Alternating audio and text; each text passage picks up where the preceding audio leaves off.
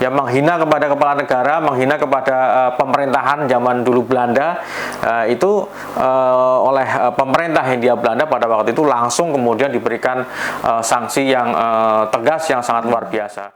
RKUHP berubah menjadi KUHP pada tanggal 6 Desember 2022 yang menandakan Indonesia telah memasuki babak yang baru. Akan kita kupas tuntas terkait KUHP bersama Profesor Agus pada Ngohok, Ngobrol Hukum on Konstitusi. Selamat sore Prof. Agus. Selamat sore Mbak Intan. Oke, Prof, mau nanya-nanya terkait dengan KUHP ini, Prof. Ya. Karena kami sebagai masyarakat umum masih asing dengan adanya KUHP ini. Menurut Profesor terkait dengan KUHP yang baru ini seperti apa, Prof? Ya, pertama begini, saya bersyukur begitu ya bahwa akhirnya RUU KUHP ini sudah disahkan meskipun keberlakuannya secara efektif harus menunggu 3 tahun begitu. Ya. Tapi bagi saya ini adalah sesuatu yang menurut saya lebih membanggakan. Karena apa? Karena ini adalah merupakan produk kitab undang-undang hukum pidana yang memang dihasilkan oleh Indonesia.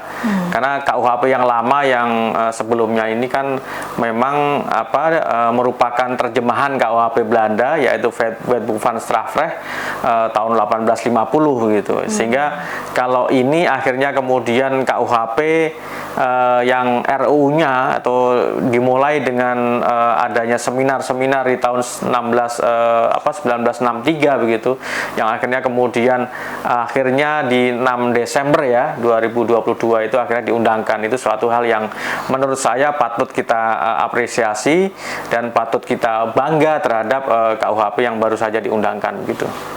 Baik, Prof.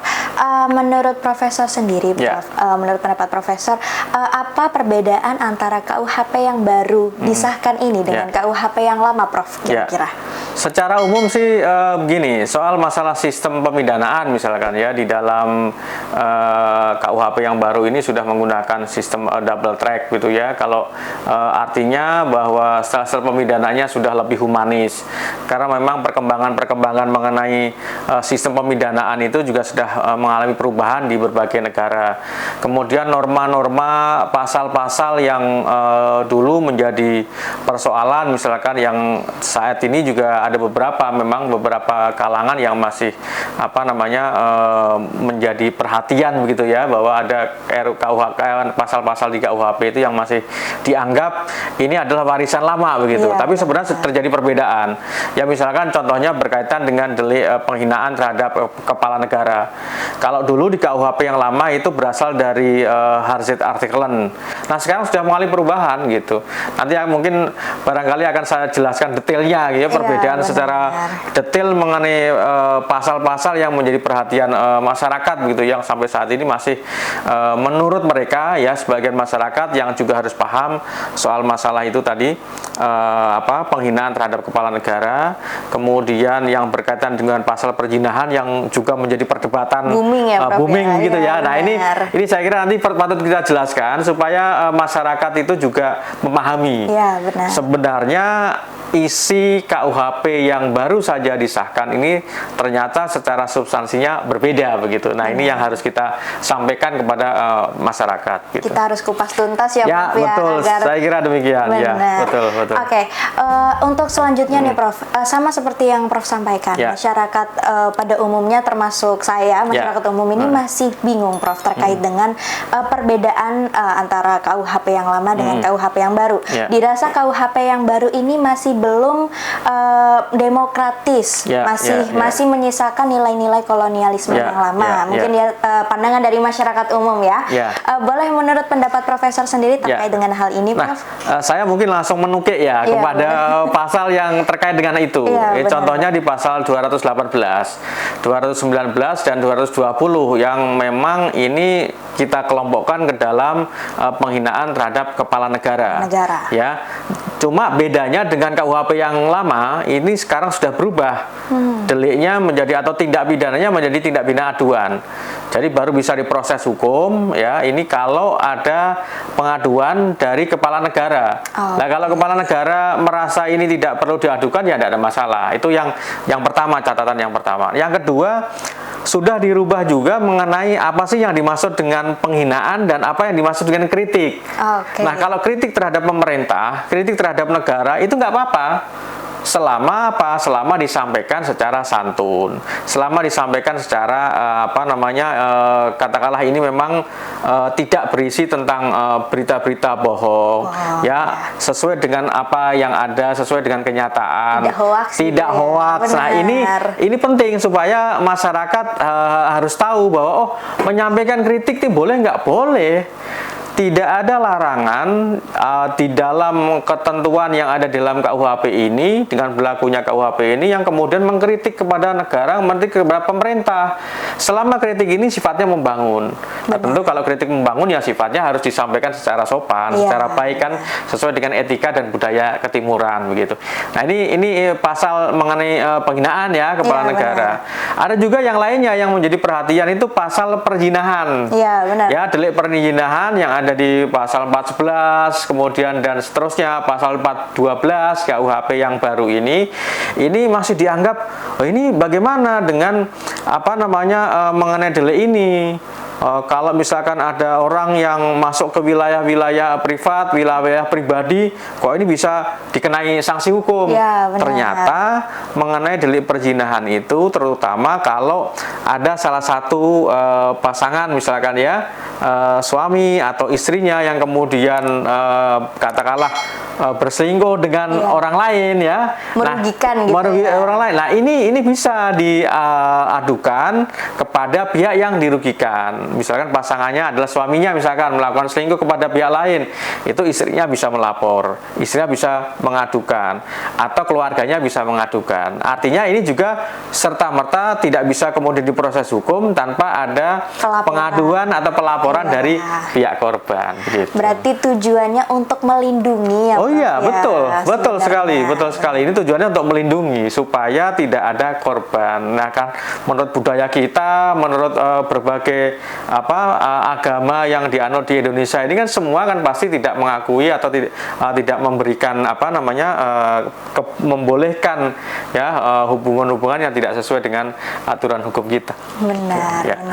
Jadi sebenarnya nih masyarakat Indonesia nih sebenarnya harusnya tahu ya Prof ya, kalau misalnya tujuan dari hukum ini adalah melindungi gitu ya Prof ya. Intinya melindungi setiap warga negara, setiap masyarakat.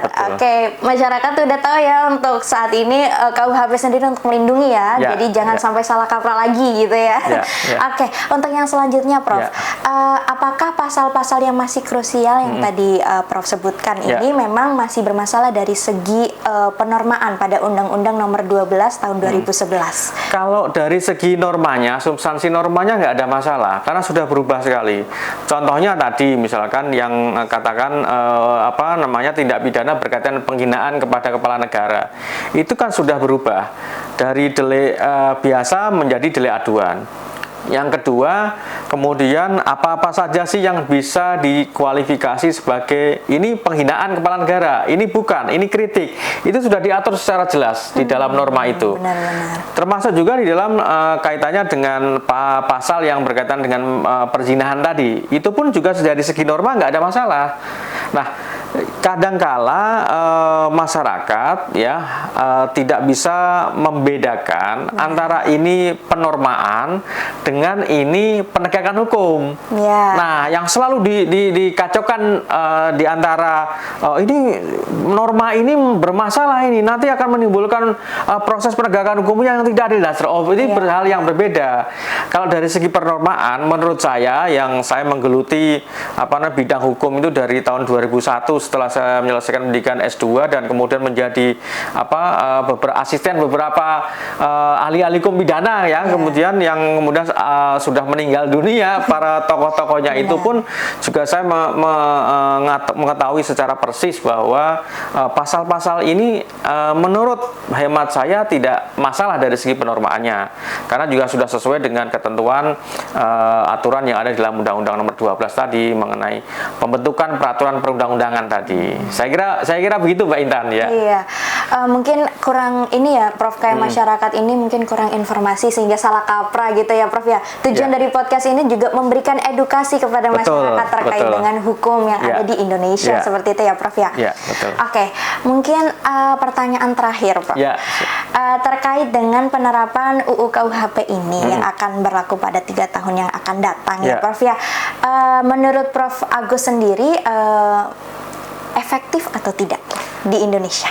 Kalau menurut saya, karena ini kan hal yang baru ya, memang KUHP ini kan pasalnya banyak sekali, sekitar 620-an lebih ya pasal begitu. Nah, artinya memang ini perlu penyesuaian ya, perlu sosialisasi terutama kepada masyarakat dan juga kepada aparat penegak hukum. Benar. Nah, aparat penegak hukum ini juga harus paham betul bahwa pasal-pasal yang ada di dalam KUHP yang baru ini ternyata ada beberapa yang sudah berubah. Nah, oleh karena itu harus mulai menyesuaikan.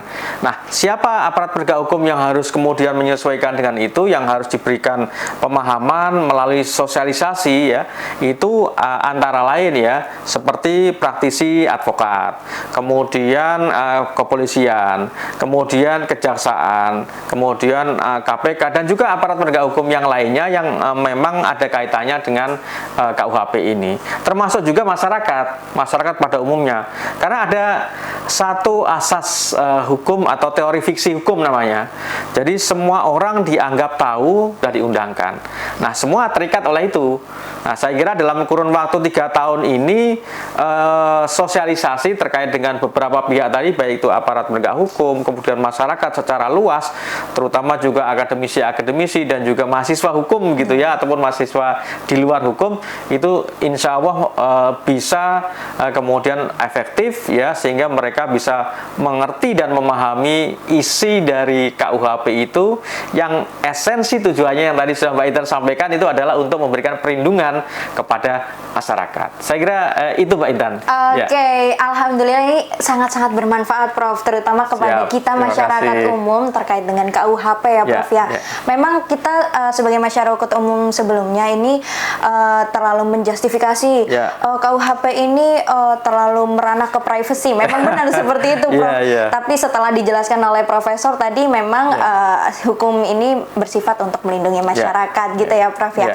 Baik, untuk masyarakat semuanya tetap saksikan channel ini karena ini channel edukatif terkait dengan hukum, agar kita juga belajar tentang hukum yang ada di Indonesia bersama dengan pakarnya, bersama dengan Prof Agus. Jangan lupa untuk subscribe juga untuk channelnya. Terima kasih. Terima kasih.